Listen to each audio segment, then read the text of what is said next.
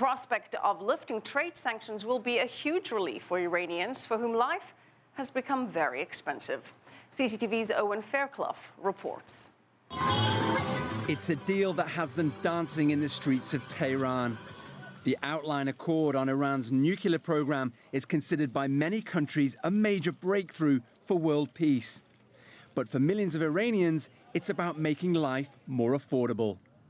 The latest figures from Iran's central bank show the price of medicine and health products shot up by a third over the last year, while food and clothes were higher by as much as 15%. And that's been the pattern for years, since sanctions isolated Iran and drove its currency down while inflation went up.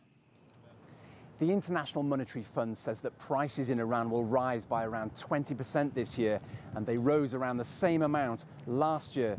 And when you consider that on average Iranians only earn around $500 a month, the impact of all that inflation on household budgets is enormous. Yet some analysts say lifting sanctions doesn't guarantee long-term economic stability.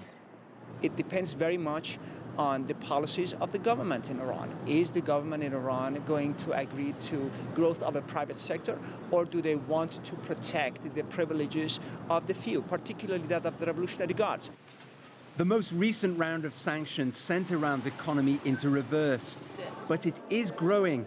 The IMF predicts it'll be around 1.5% this year. Despite declining global oil prices, there's plenty of money ready to pour into Iran.